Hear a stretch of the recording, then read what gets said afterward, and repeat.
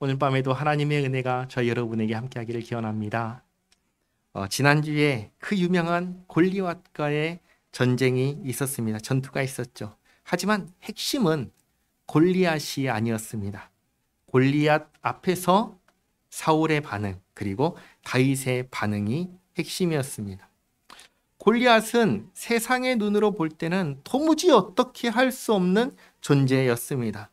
세상의 관점으로 볼 때에는 누가 보든 두려워 떨 수밖에 없는 존재가 골리앗이었습니다. 그리고 그런 골리앗 앞에서 사울은 어떻게 했냐면 세상의 방식으로 이 문제를 해결하려 했습니다. 사울은 골리앗을 보면서 하나님 생각하지 않았습니다. 하나님 의지하지 않았습니다. 그가 내세운 것은 재물과 딸과 세금 감면의 그 혜택을 포상으로 내놓으면서 이렇게 해줄 테니까 누구든지 골리앗을 처리해 주기를 기다렸습니다. 하지만 다윗은 달랐지요. 그 골리앗을 보면서 다윗은 하나님을 생각했습니다. 하나님을 의지했습니다. 그리고 하나님의 이름으로 그에게 달려갔습니다. 그리고 하나님의 도우심으로 골리앗을 이겼습니다. 그런데 여기서 한 가지 이런 생각을 할 수 있습니다. 다윗이니까 가능했던 게 아닐까? 이런 생각을 할 수가 있습니다.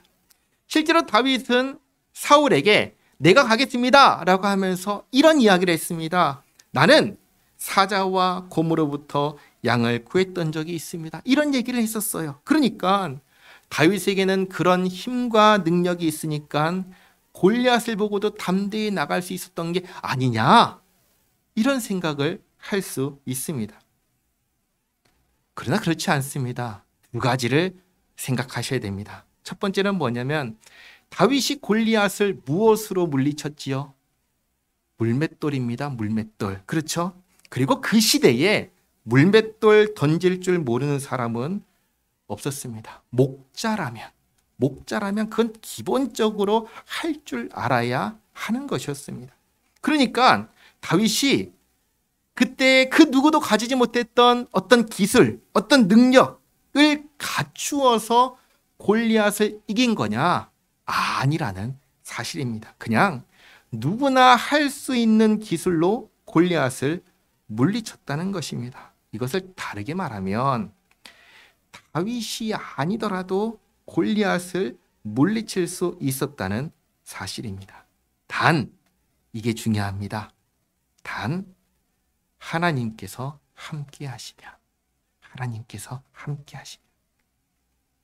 하나님께서 함께 하시면 이 전쟁에서 이길 수 있다. 이것을 증명한 사람이 있습니다. 다윗 말고요. 있습니다. 누군지 아세요?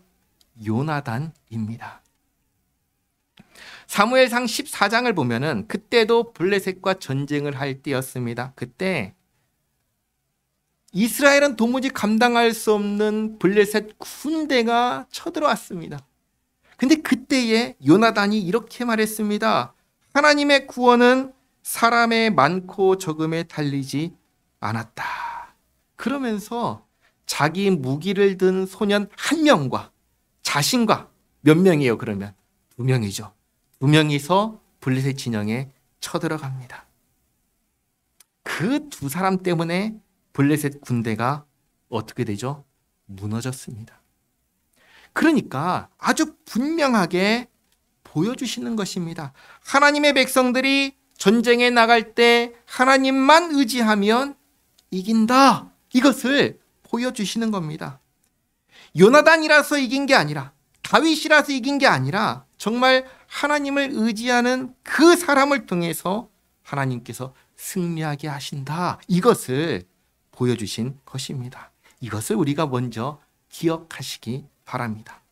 자, 그리고 오늘 하나님을 의지하는 두 사람이 만납니다. 누구죠? 바로 다윗과 요나단입니다. 1절 말씀 보시면 다윗이 사울에게 말하기를 마침에. 지금 다윗 어디 있지요? 블레셋과의 전쟁을 하는 전쟁터에 있습니다. 사울의 장막에 있습니다. 거기에서 골리앗을 죽였음을 보고했고 사울은 다윗에게 포상하기 위해서 누구의 아들이냐라고 물었습니다. 그리고 난 후에 요나단의 마음이 다윗의 마음과 하나가 되어 요나단이 그를 자기 생명같이 사랑하니라. 근데 잘 생각해 보시기 바랍니다. 어떻게 요나단과 다윗의 마음이 딱 하나가 될 수 있을까요? 그 이유는 한 가지입니다. 요나단은 어떤 사람인가? 요나단도 하나님을 의지하는 사람입니다. 다윗은 어떤 사람이죠? 다윗도 하나님을 의지하는 사람입니다. 이걸 다르게 말하면 이 두 사람은 유일하게 같은 신앙을 가진 동지였습니다. 블레셋과 전쟁에 나온 이스라엘 사람 한두 사람 아닙니다. 그러나 다윗과 같은 신앙으로 골리앗을 대적한 사람은 단 한 사람도 없었습니다. 전부 다 어떻게 했죠? 사울이 준다는 포상을 알면서도 저 골리앗이 두려워서 아무것도 하지 못했습니다. 이스라엘 전체가 그랬습니다. 다 두려워 떨며 도망쳤습니다. 그리고 요나단입니다. 물론 우리는 요나단이 왜 골리앗 앞에 나서지 않았는지 알 수는 없습니다. 이렇게 추측은 해봅니다. 지금 사울이 볼 때 눈앞에 있는 골리앗은 어떤 존재였죠? 이건 어떻게 할 수 없는, 내가 감당할 수 없는 대적이었습니다. 그래서 이 상황에서 만약에 자신이 죽으면 그 다음은 어떻게 해야 되죠? 누군가 나를 이어서 왕이 돼야 되잖아요. 그 1순위가 누구예요? 요나단입니다. 요나단이 죽으면 돼야 안 돼요? 안 되죠. 그러니까 전쟁터에 나가지 않게 한 것이 아닌가 추측을 합니다. 만약 그런 이유라면 충분히 이해할 수 있죠. 그게 아니라면 요나단이, 그 하나님의 사람인 요나단이 이 상황에서 가만히 있었을까요? 그러지 않았을 겁니다. 우린 이미 사무엘상 14장에서 요나단의 모습을 보았습니다. 하나님을 의지하여 그 대군을 단 둘이서 이기는 모습을 보았습니다. 요나단 결코 골리앗 보고 두려워하지 않았을 것입니다. 그러니까 지금 여기 있는 사람들 가운데 하나님을 향하여 온전한 마음을 가지고 있는 유일한 신앙의 동지가 누구냐? 다윗과 요나단 단 두 사람뿐이었던 것입니다. 그래서 서로를 향해서 마음이 합했다라고 하는 겁니다. 그래도 보시기 바랍니다. 다윗과 요나단 가운데 누가 형일까요? 요나단입니다. 어떻게 할 수 있는가? 요나단은 이미 전쟁에 나가서 전투에 활약했던 사람입니다. 다윗은요, 어려서 전쟁 가지 못했던 사람입니다. 그러니까 딱 봐도 누가 형이겠어요? 요나단이 형이죠. 형인 요나단이 동생인 다윗을 자기 생명처럼 아끼고 사랑한 것입니다. 그걸 이야기한 겁니다. 그리고 2절입니다. 그날에 사울은 다윗을 머무르게 하고 그의 아버지의 집으로 다시 돌아가기를 허락하지 아니하였고, 그래서 이제 다윗은 사울과 함께 지내게 됩니다. 그리고 3절, 요나단은 다윗을 자기 생명같이 사랑하여 더불어 언약을 맺었으며, 이걸 다르게 말하면 마치 피를 나눈 형제처럼 그 언약을 맺은 것입니다. 잘 아시는 삼국지를 보면은 유비와 관우, 장비 세 사람이 도원에서 결의를 하죠. 형제의 결의를 합니다. 그것처럼 다윗과 요나단이 그런 언약을 맺은 것입니다. 그러면서 4절에 요나단이 자기가 입었던 겉옷을 벗어 다윗에게 주었고 자기의 군복과 칼과 활과 띠도 그리 하였더라. 겉옷, 군복, 칼, 활, 띠를 줬다는 것은 다윗을 향한 요나단의 마음을 그대로 표현한 겁니다. 그야말로 너를 내 생명처럼 사랑한다 라는 표시입니다. 근데 여기 보시면 다윗은 요나단에게 뭔가를 줬다는 내용이 있어요, 없어요? 없어요. 그럼 궁금하죠. 왜 다윗은 아무것도 안 줬을까? 근데 사실 이유는 간단합니다.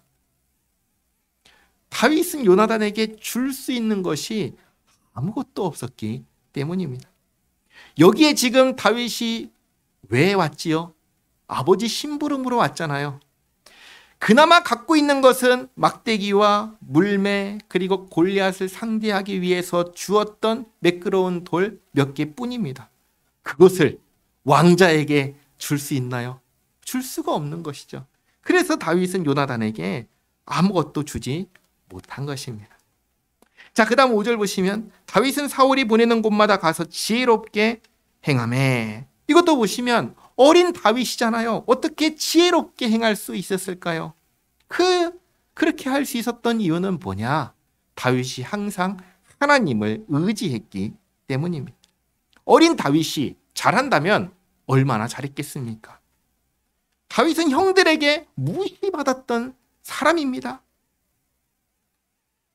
그러니 어디서든 다윗이 지혜롭게 행할 수 있었던 것은 다윗이 언제나 하나님을 의지했기 때문입니다. 그런 다윗을 사울이 사랑했고 또 높이 평가합니다. 그래서 5절 하반절에 사울이 그를 군대의 장으로 삼았더니 온 백성이 합당히 여겼고 사울의 신하들도 합당히 여겼더라. 다윗은 매우 어린 나이에 군대의 대장이 됩니다. 이스라엘 군대의 총사령관이 된 겁니다. 그런데 이것을 잘못되었다라고 생각하는 사람이 단 한 사람도 없었습니다. 비록 나이는 어리지만 군대 대장이 되는 것이 합당하다고 모든 사람들이 다 인정했습니다. 심지어 6절을 보시면 무리가 돌아올 때 곧 다윗이 블레셋 사람을 죽이고 돌아올 때 여인들이 이스라엘 모든 성읍에서 나와서 노래하며 춤추며 소고와 경쇠를 가지고 왕 사울을 환영하는데 여인들이 뛰놀며 노래하여 이르되 사울이 죽인 자는 천천히요 다윗은 만만이로다 한지라. 이 노래를 언제 불렀냐면 지금 골리앗하고 싸운 전쟁에서 이기고 돌아왔을 때 그때가 아닙니다. 그때가 아니라는 거예요. 5절 말씀 다시 보시면 뭐라고 돼 있죠? 가는 곳마다 지혜롭게 행했다라고 했습니다.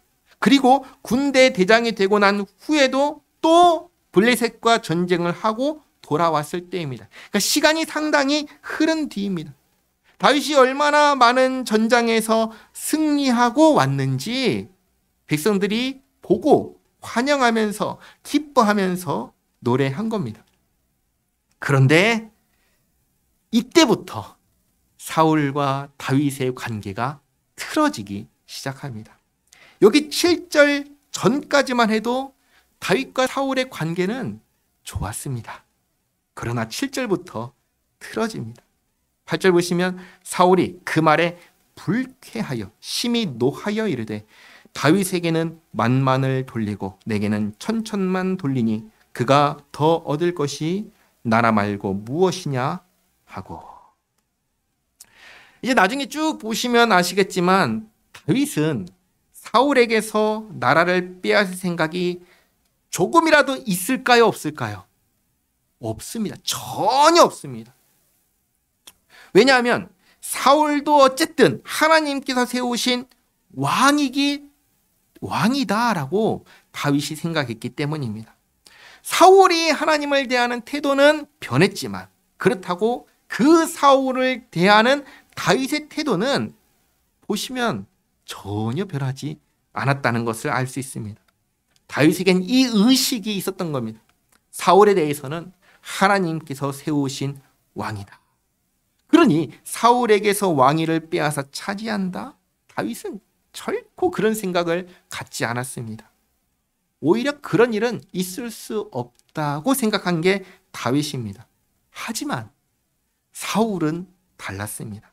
백성들의 노랫소리를 듣고는 다윗에게 왕위를 빼앗기겠다라는 생각을 한 겁니다. 그리고 여기서 우리는 이스라엘 왕위에 대한 사울의 생각이 잘못되었구나라는 것을 알 수 있습니다. 이스라엘이란 나라의 참된 왕은 누구시죠? 하나님이십니다. 하나님께서 인간 왕을 세우시는 겁니다. 그게 이스라엘입니다. 세상 나라들처럼 힘이 있어서 왕이 되는 것이 아닙니다. 왕위를 빼앗고 투쟁해서 차지하는 것이 아닙니다. 하나님께서 임명하시는 것입니다. 사울도 그렇게 임명됐잖아요. 그런데 지금 사울은 어떻게 생각합니까? 백성들이 좋아하니까 왕위를 빼앗기겠다. 아주 인간적인 생각을 하는 것입니다. 이스라엘의 왕인 사울은 이렇게 하나님과 다른 생각을 가졌습니다. 왜 이렇게 됐을까요? 하나님을 떠났기 때문입니다. 하나님을 떠나니까 세상 사람들과 똑같이 생각하게 되는 겁니다. 생각의 기준이 어디에 있어요? 하나님께 있는 게 아니라 이 세상에 있는 것이 된 겁니다. 우리도 이것을 조심해야 됩니다. 자신을 한번 돌아보시기 바랍니다. 나는 무엇을 기준으로 생각하고 있습니까?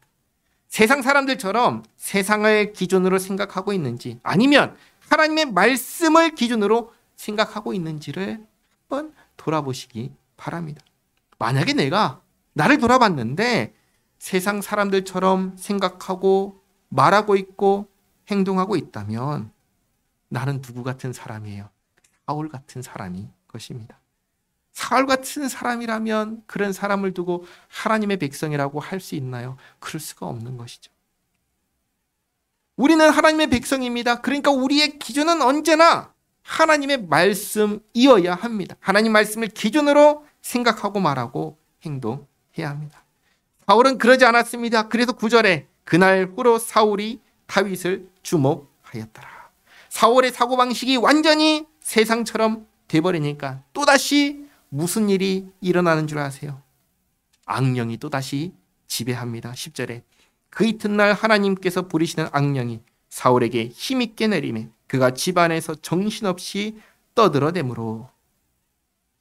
악령을 하나님께서 부리신다라고 하는 것은 참으로 하나님께서 온 천지 만물을 다스리시기 때문에 이렇게 표현한 겁니다. 모든 악령들은 다 하나님의 허용하심 아래에서 활동합니다.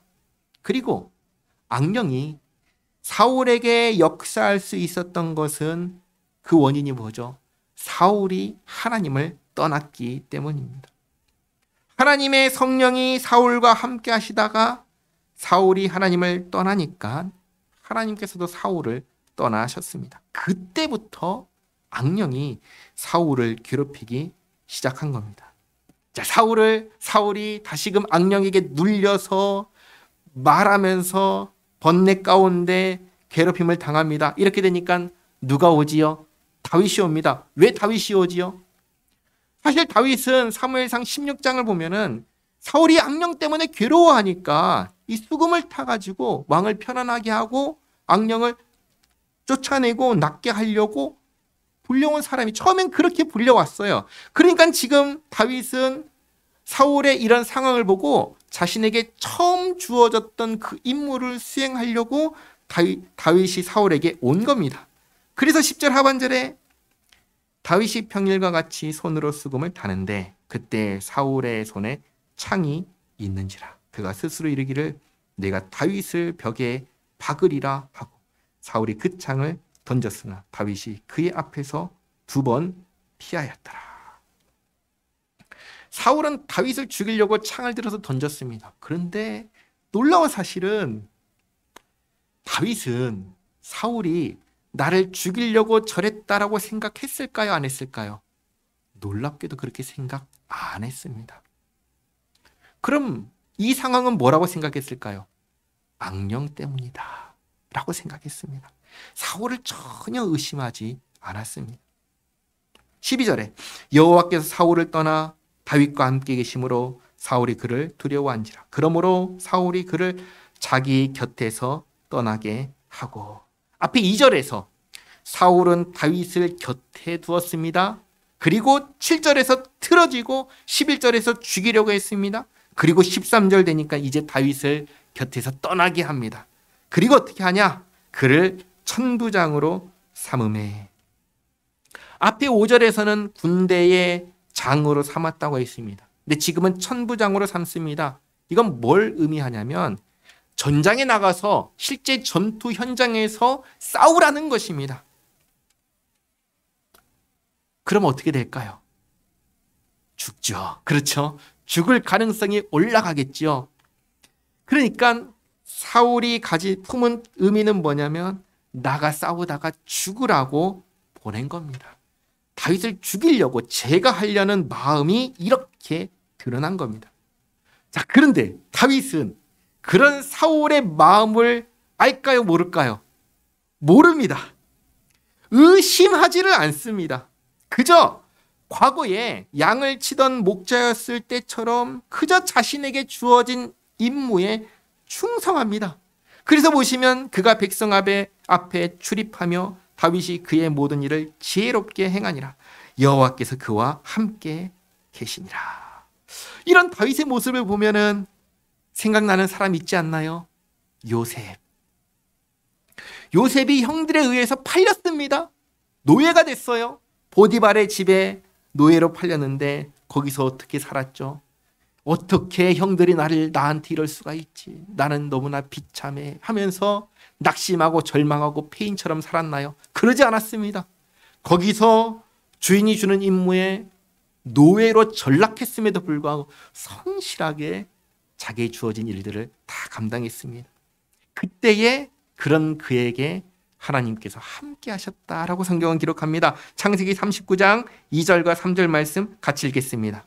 여호와께서 요셉과 함께 하심으로 그가 형통한 자가 되어 그의 주인 애굽 사람의 집에 있으니 그의 주인이 여호와께서 그와 함께 하심을 보며 또 여호와께서 그의 범사에 형통하게 하심을 보았더라. 아멘. 우리가 여기서 기억해야 할 것이 있습니다. 하나님께서 함께 하시는 사람은 어떤 사람인가? 지금 내 눈앞에 주어진 일에 충성하는 사람입니다. 성실한 사람입니다. 요셉은 노예로 팔렸을 때 자기의 그 위치에서 충성하였습니다. 하나님께서는 그런 요셉과 함께 하셨습니다. 다윗은 왕이 부여한 임무에 의심하지 않고 충성했습니다. 군대대장으로 임명했을 때 충성했습니다. 천부장으로 임명해서 나가 싸우라고 할 때에도 여전히 충성합니다. 하나님께서는 그런 다윗과 함께 하셨습니다. 오늘날 우리도 마찬가지입니다. 예수님을 믿는 믿음 안에서 나에게 주어진 일에 성실히 충성할 때 하나님께서는 그런 우리와 함께 하십니다. 15절에 사울은 다윗이 크게 지혜롭게 행함을 보고 그를 두려워하였으나, 앞에서도 말씀드렸지만 다윗이 지혜롭게 행할 수 있었던 것은 어떻게라고 했죠? 하나님을 의지했기 때문이라고 했습니다. 지혜는 무엇인 줄 아세요? 지혜는 하나님을 경외하는 것입니다. 잠언 9장 10절 말씀도 같이 한번 읽겠습니다. 여호와를 경외하는 것이 지혜의 근본이요 거룩하신 자를 아는 것이 명철이니라. 아멘. 다윗이 하나님을 경외하면서 행동하니 그의 모든 범사가 어떻게 되겠습니까? 16절 말씀 이렇게 얘기하죠. 온 이스라엘과 유다는 다윗을 사랑하였으니 그가 자기들 앞에 출입하기 때문이었더라. 이렇게 하나님을 경외하는 다윗, 지혜롭게 행하는 다윗의 모습을 보며 모든 사람들이 미워하고 시기하고 질투했나요? 아니요. 사랑했다고 기록합니다. 이런 상황에서 사울은 다윗을 어떻게 하고 싶을까요? 죽이고 싶지요. 죽이고 싶습니다. 그래서 골리앗이 있을 때 병사들이 말했던 그 포상 이제 주겠다고 하면서 또다시 전쟁에 내보냅니다. 17절 사울이 다윗에게 이르되 내 맏딸 메랍을 내게 아내로 주리니 오직 너는 나를 위하여 용기를 내어 여호와의 싸움을 싸우라 하니 이는 그가 생각하기를 내 손을 그에게 대지 않고 블레셋 사람들의 손을 그에게 대게 하리라 함이라. 그러면 사울은 다윗에게 맏딸 메랍을 줄 생각이 있나요, 없나요? 없지요. 그럼 이건 뭐예요? 명분입니다. 실제로는 블레셋 사람들의 손에 죽일 생각이었습니다.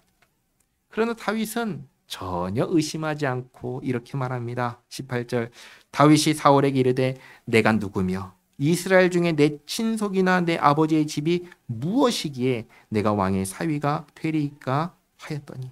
뭐예요? 다윗은 너무나 황송하게 여깁니다. 본디 다윗의 직업은 뭐였죠? 목자였습니다. 양치는 소년이었습니다. 양치는 소년이 왕의 사위가 된다? 이게 말이 안 되는 거죠. 황송한 겁니다. 우리 가문은 왕의 사위가 될 그런 가문이 아닙니다. 이렇게 하는 겁니다.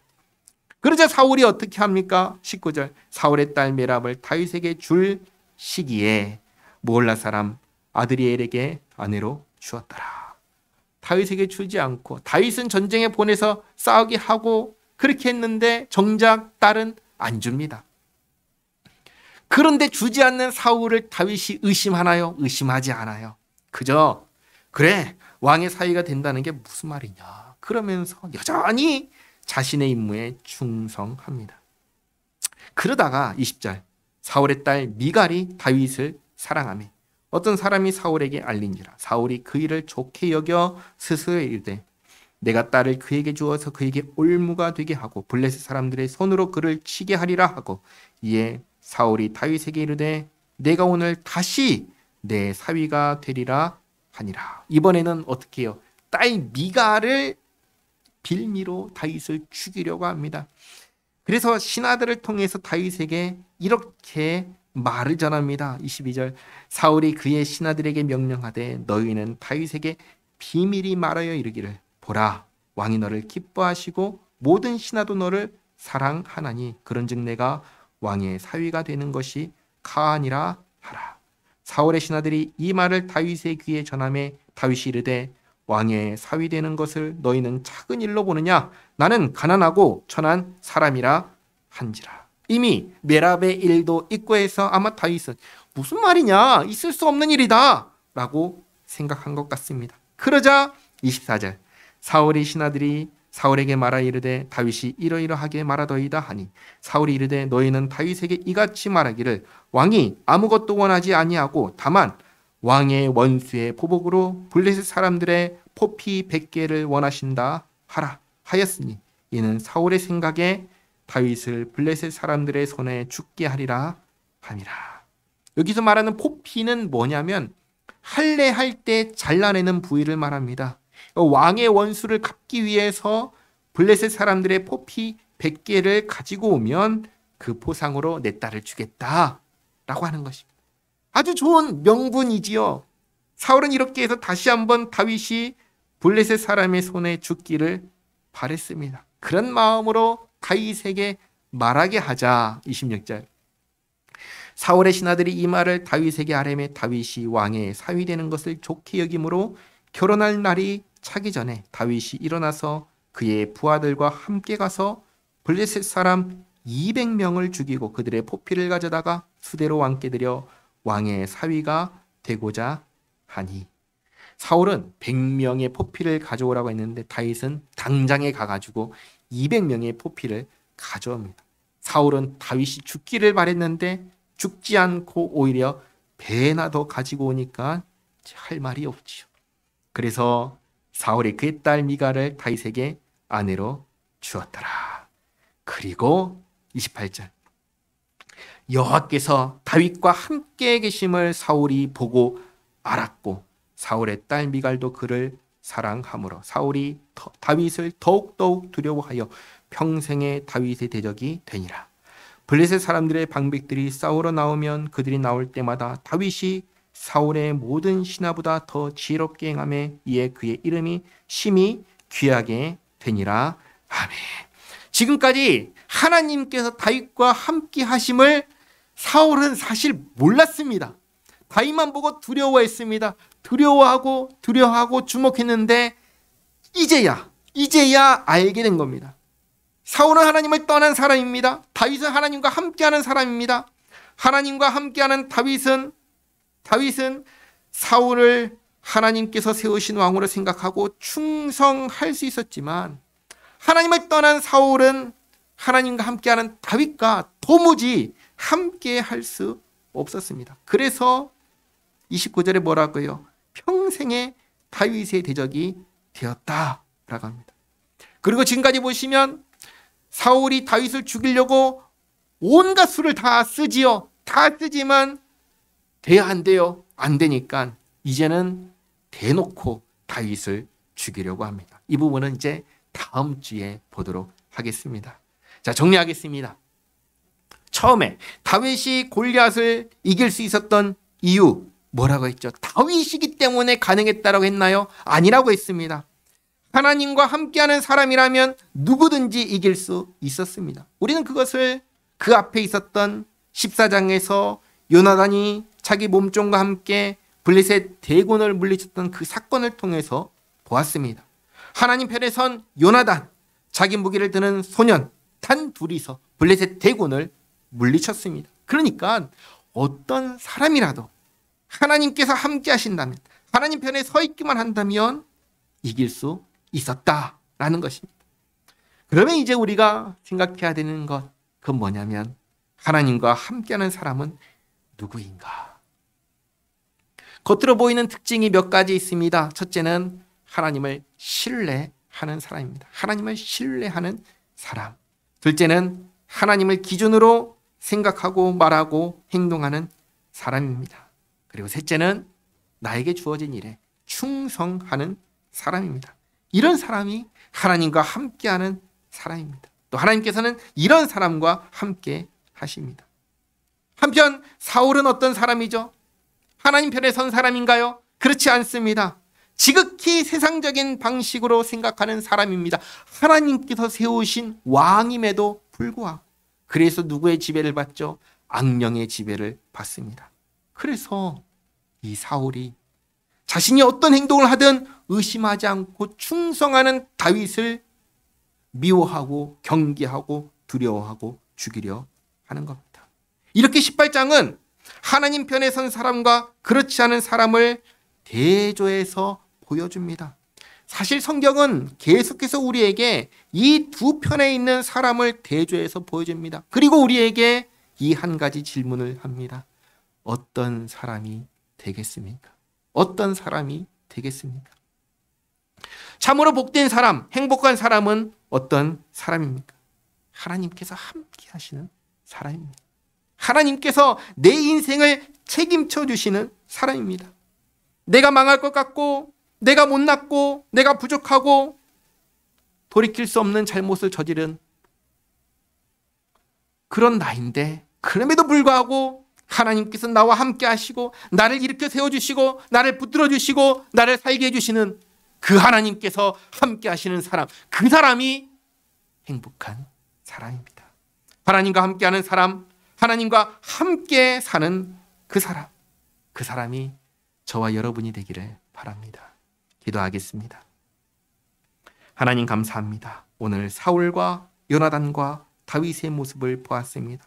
계속해서 어떤 사람이 하나님 편에 서서 하나님과 동행하는 사람인지, 어떤 사람인지, 어떤 사람이 복된 사람인지를 보여주심에 감사합니다.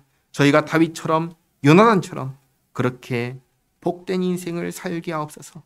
저희를 사랑하시고 구원하신 하나님을 신뢰하고 주님 말씀을 따라 생각하고 행동하며 주님께서 지금 내게 주신 일에 충성하며 그렇게 주님의 사람으로 살게 하옵소서.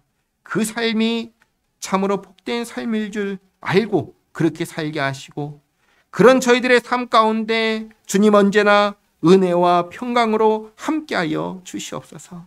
예수님의 이름으로 기도하옵나이다. 아멘.